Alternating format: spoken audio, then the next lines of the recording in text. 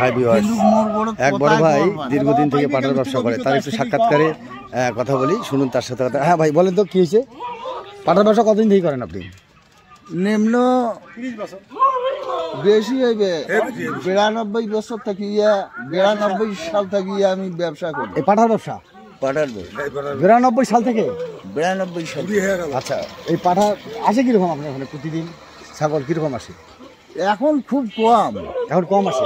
হ্যাঁ, এখন মানে পাশাপাশি দেখা দেখি করি তিনজন আরো খামার হয়েছে, পাঠার খামার হয়েছে, ওই জন্য ব্যবসাটা কমে গেছে। কিন্তু আমি মানে পুরাতন ব্যবসায়ী আপনি? হ্যাঁ, মনে করো যেমন তেমন পশুর ডাক্তার হোক, আমার কথা তো উত্তর দিতে পারে না, তাই না? হ্যাঁ, কেন আপনার অভিজ্ঞতা বেশি না? আপনি প্রায় 25-30 বছর থেকে এই যে পাঠার ব্যবসাটা করেন আপনি। কিন্তু আমি ওই ডাক্তারি লাইনে কিছু করবাই না, অসুখ বিসুখের লাইনে।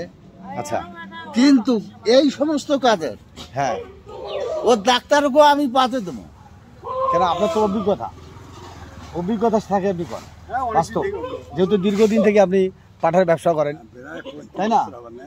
এই একটা ছাগলের হয়, হ্যাঁ, আর একটা না হয়। কেন না হয়? কেন না হয় বলেন তো, কেন হয় না?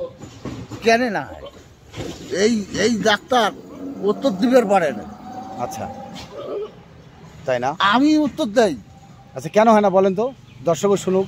যে ছাগলের একটা ছাগলে হিট দিলে প্রজনন হয়, কেন না হয়? অনেক সময় হয় না, কেন হয় না? কেন না হয়?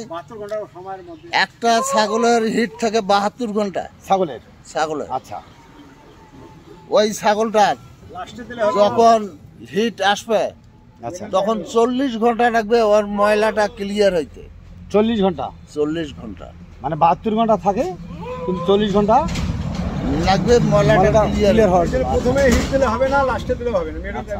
তাহলে হিট দিতে কত ঘন্টা? 40 থেকে 40 ঘন্টার ভেতর আসবে পানির না। আচ্ছা, 48 ঘন্টা পর্যন্ত সময় আছে। আচ্ছা, এর ভেতর ধরি আসবেন, একটা পাটা চলবে কাজ হবে। আচ্ছা, আর এর আগত যদি কাল 6টা পাটা তুলি দেয়, কোনো কাম হবে না, তাও প্রজনন হবে না, কোনো কারণ। আচ্ছা, যাক, বিশাল কথা বললেন, এগুলো সবাই দর্শক তো শুনলো। কোন ডাক্তার জানেন, কোন ডাক্তার একটা পাটা খালি ব্যবহার করিয়ে ধরে যাইবে। আচ্ছা, ডাক্তারে যদি বকরি দিয়ে আসে। আচ্ছা, আর কোন ডাক্তার 3টে 4টে 5টা পর্যন্ত না। তাই? তাহলে ওয়াই কোন ডাক্তার? ওয়াইও তো বের মানুষের যে গরুর নে বীজ দেয়, অত বীজ দেয়, তো ওয়াই কতটুক বীজ দিলে? তাহলে ওয়াই কতটুক বীজ দিলে গরুটার? একটা অভিজ্ঞতার ব্যাপার। আপনার তো দীর্ঘদিন 35 বছর 40 বছর থেকে আপনি ব্যবসাটা করেন। ওকে কোসনু, হ্যাঁ, মনে তোর গরুর যে ইঞ্জেকশন দিলু, বীজ দিলু, হ্যাঁ, আচ্ছা কোন গরুটার দিলু? ওই জন্য তো অনেক সময় হয় না বীজ, অনেক সময় টেকে না প্রজনন করে। কোন গরুটার বীজ বারকি আনছিস? আমি দেখাও তো, গরুওয়ালাকে দেখাও তো।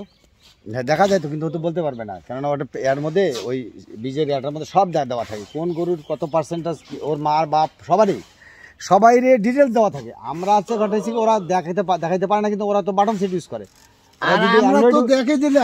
ওরা যদি অ্যান্ড্রয়েড সেট ইউজ করতো, ব্যবহার করতো, তাহলে ওরাও দেখাইতে পারবো যে আসলে এই যে বিদেশ থেকে যে বীজটা আসে, সেই বীজটার ডিটেলস কিন্তু ওটার মধ্যে থাকে, দেওয়া থাকে, ওয়েবসাইটে দেওয়া থাকে, ওরা ইচ্ছা করলে দেখাইতে পারে। তো দর্শক, আমি আপনাদেরকে আজকে বড় ভাই দীর্ঘ 30-35 বছর থেকে পাঠার ব্যবসা করছে।